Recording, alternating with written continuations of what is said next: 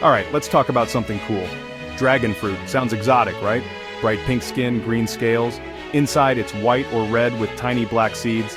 Tastes amazing too. You see them in fancy grocery stores. But guess what? You can grow this wild-looking fruit right at home. In your backyard, on your patio. It's a job, but a good one. Fresh dragon fruit, picked by you? Miles better than anything shipped across the country. Plus, these plants are survivors.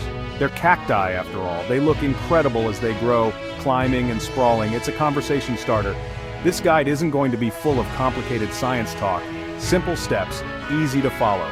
We'll cover what you need, how to do it, and how to avoid the common screw-ups. Growing dragon fruit isn't rocket science, but it takes some attention and patience. But when you slice into that first homegrown fruit, totally worth it. It's a bit of work, a bit of waiting, but the payoff is delicious, and you get to brag a little. Yeah, I grew that, pretty cool. Let's get started on this dragon fruit adventure. First things first, not all dragon fruit are created equal. There are different types, different varieties as the experts say. They come in different colors. Some have red flesh, some white, some even yellow. The taste can vary too. Some are super sweet, others have a bit more zing. Knowing what you're planting is half the battle won. Now, here's a tricky part. Pollination. Some dragon fruit varieties are self-fertile. They can produce fruit with their own pollen, flowers open up, a bee buzzes by, and boom, fruit. Varieties like American Beauty or Sugar Dragon often fall into this camp. If you're just starting out, these are a good bet. Less fuss, more fruit. Then you've got the self-sterile or self-incompatible ones. They need pollen from a different dragon fruit variety to make fruit. So, you need at least 2 different types of plants growing near each other. It's like they need a date with a different family. More work, sure. But some of these varieties have incredible flavors, so it might be worth the extra effort if you're up for it. And sometimes you'll hear self-pollinating. This can be confusing. It often means the same as self-fertile, but always double-check. Some plants that can self-pollinate still do much better if you give them a hand, or if they get pollen from another flower, even on the same plant. The point is, do a little homework on the variety you choose. It'll save you a lot of head-scratching later when you're wondering why your beautiful flowers aren't turning into fruit. Choose wisely, and you'll be on your way to a fruitful harvest. So, you want to grow dragon fruit. You've got 2 main ways to start seeds or cuttings. Now you could plant those tiny black seeds you find in the fruit. People do it. But let me tell you, that's the scenic route.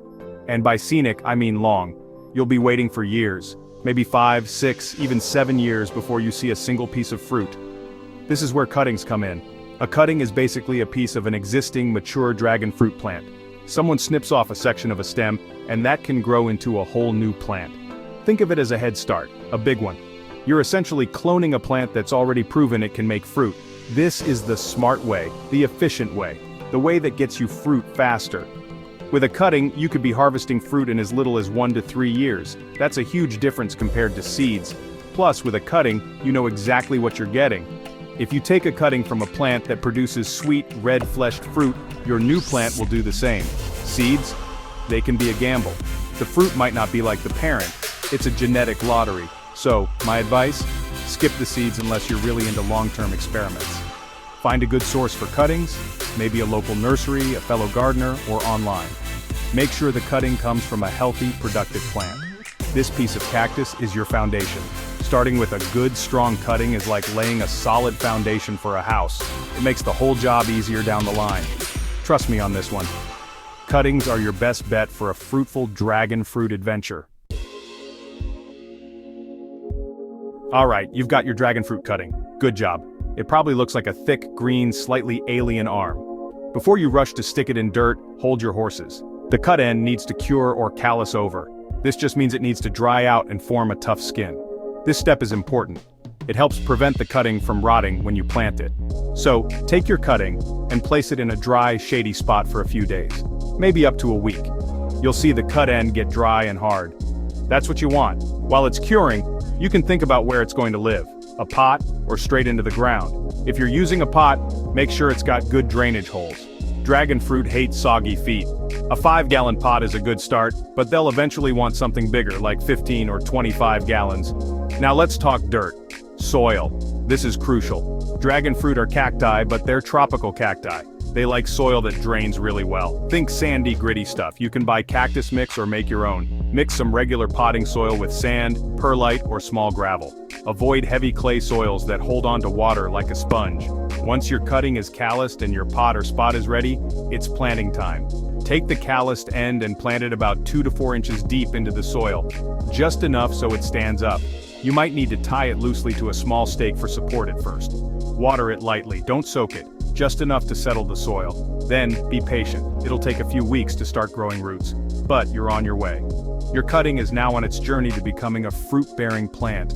Remember, patience and care are key. Give it time and it will reward you. Keep an eye on it, water it properly, and watch it grow. Soon enough, you'll have a thriving dragon fruit plant, and that's how you get your cutting started. Let's move on to the next step. Section 5. The daily grind: water, sun, and propping up your dragon. Your cutting is in the soil. Now what? Well, it's not a set it and forget it kind of plant, but it's not a needy diva either. Let's talk water. Even though it's a cactus, dragon fruit needs regular water, especially when it's growing or making fruit. But, and this is a big but, don't overdo it. Let the top inch or two of soil dry out completely between waterings. Soggy soil is the enemy. It leads to root rot, a real plant killer. Next up, sunshine. These plants are sun worshippers. They need at least 6 hours of direct sunlight each day to thrive and produce fruit. So, pick a sunny spot in your yard. Or if it's in a pot, put it where it'll get blasted by the sun. If you live somewhere incredibly hot, like desert hot, a little bit of shade during the harshest part of the afternoon might be appreciated by young plants. But generally, more sun equals more fruit. Remember, dragon fruit plants are climbers. In the wild, they scramble up trees or rocks. So you need to give them something to climb. A strong trellis is great. A sturdy wooden post, maybe 4 by 4, about 6 feet tall, works well. Some people build elaborate structures. You can even grow them along a strong fence. As the plant grows, you'll need to gently tie the new stems to the support. They have aerial roots that will try to grab on, but they appreciate the help. And what about food? Fertilizer? Yeah, they like a snack now and then. During the growing season, spring and summer, you can feed them. A balanced fertilizer is good. And that's how you keep your dragon fruit happy and healthy. Section 6. Playing Cupid: the secrets of dragon fruit pollination. Alright, your plant is growing, it's happy. Then one day, you see it. A giant, amazing flower bud. Dragon fruit flowers are spectacular. Huge, white, and they usually open at night. And here's the catch. They often only stay open for one night. That's your window, your chance for fruit. This is where pollination happens. Or where you would happen. It's like being a matchmaker for plants. If you chose a self-fertile variety, you might get lucky. Moths, bats, if you have them, or even a strong breeze might move the pollen from the stamen, the male part, to the stigma, the female part. But relying on nature can be a gamble, especially if you don't have many pollinators around, or if you're growing indoors or in a greenhouse. Sometimes even self-fertile types produce more or bigger fruit if you help them out. This is where hand pollination comes in. Sounds complicated? It's not. It's a simple job.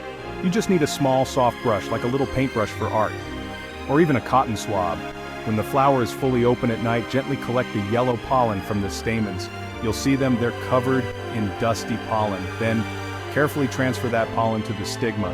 The stigma is usually in the center of the flower, and it looks a bit sticky. How do you know if your matchmaking worked? You wait. If pollination was successful, the base of the flower, where it connects to the stem, will start to swell and turn green. That's your baby dragon fruit starting to grow. If pollination failed, the flower will just dry up and fall off in a few days. Don't get discouraged if it doesn't work every time. Just try again with the next flower. Timing and a gentle touch are key, and that's the secret to dragon fruit pollination. Let's move on to harvesting. Section 7. The sweet payoff: harvesting your homegrown bounty. So you played Cupid and it worked. The flower base is swelling. You're on your way to delicious homegrown dragon fruit. From a pollinated flower to a ripe fruit, it usually takes about 30 to 50 days. How do you know when it's ready to pick? Look for color. Most dragon fruit turn a vibrant pink or deep red when ripe. Some varieties are yellow. Another good test is a gentle squeeze. It should feel slightly soft, like a ripe avocado or kiwi. If you wait too long, the fruit can split open, or birds and other critters might decide to harvest it for you. Harvesting is the easy part, and the best part. Carefully snip the fruit from the stem. You've got yourself a dragon fruit. Enjoy your homegrown bounty. Section 8, Mother Nature's hurdles, zones, dirt, and pesky critters. Growing dragon fruit is rewarding, but it's not always a walk in the park. First, let's talk climate. USDA hardiness zones. Dragon fruit are tropical. They like it warm.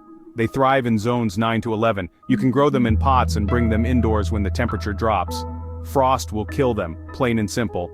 Well-draining soil is non-negotiable. If the roots sit in water, they'll rot. Then there are the critters, pests, things that want to eat your plant or its fruit. Usually a strong spray of water from the hose can knock them off. For tougher infestations, you might need insecticidal soap or neem oil. Catching these freeloaders early makes them easier to deal with. Stay vigilant, and your plant will thrive. Let's wrap this up. On to the final section. Section 9. Alright, that's a wrap. Go grow some dragons. So there you have it, the lowdown on growing your own dragon fruit. It's not some mystical secret guarded by ancient gardeners. It's a job. It takes some effort, some learning, and a willingness to get your hands a little dirty. But as far as jobs go, this one has a pretty sweet payoff. From a weird-looking cutting to a plant that produces incredible flowers and even more incredible fruit. That's a good day's work. Remember the key things we talked about. Start with cuttings, not seeds if you want fruit this decade. Pick your variety wisely, keeping pollination in mind. Give it good, well-draining soil and plenty of sunshine. Build it something strong to climb on. Don't be afraid to play matchmaker with the flowers if you need to. And then, enjoy that harvest. It's a process, a journey. There will be successes, and maybe a few learning opportunities along the way. This isn't just about growing fruit, it's about connecting with where your food comes from. It's about the satisfaction of nurturing something and seeing it flourish. You've got the basics now, so what are you waiting for? Go grow some dragons. Happy growing.